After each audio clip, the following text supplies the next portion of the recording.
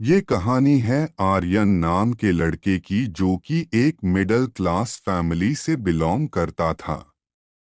उसके ना तो ज्यादा शौक थे ना ही कोई बुरी आदतें थी, बस दिल में एक कामयाब इंसान बनने के सपने दी। आर्यन की उम्र लगभग 22 साल की थी। उसके कॉलेज का ये फाइनल ईयर था। फाइनल ईयर में उसकी अब तक प्लेसमेंट नहीं लगी थी, जिसे वो काफी परेशान रहने लगा था। एक दिन उसके कुछ दोस्तों ने उससे ऑप्शन ट्रेडिंग के बारे में बताया, तो आर्यन ने भी जल्दी सक्सेस पाने के चक्कर में ट्रेडिंग शुरू कर दी। उसने अपने फीस के 1 लाख रुपए ऑप्शन ट्रेडिंग में लगा दिए, पर जो ऑप्शन उसने फ्राइडे को खरीदा उसका प्राइस मंडे तक 50 रुपए से 10 रुपए पहुंच गया।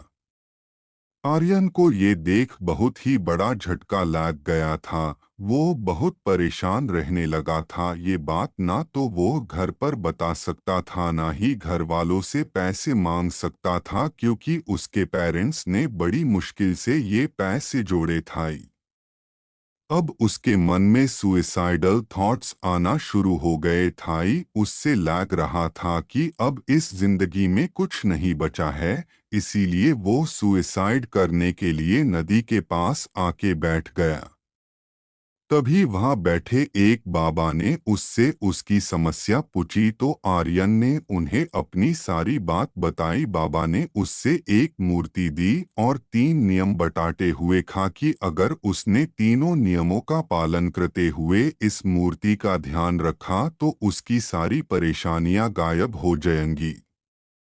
आर्यन उस मूर्ति को लेकर वापस अपने रूम पर चला गया और उन तीनों नियमों का पालन करते हुए मूर्ति का ध्यान रखने लगा। अगले दिन उस ऑप्शन की एक्सपायरी थी जो उसने खरीदा था। आर्यन को ज्यादा कोई उम्मीद नहीं थी कि इस मूर्ति से कुछ हो सकता है, पर फिर भी दिल में एक उम्मीद लेके वो सो गया।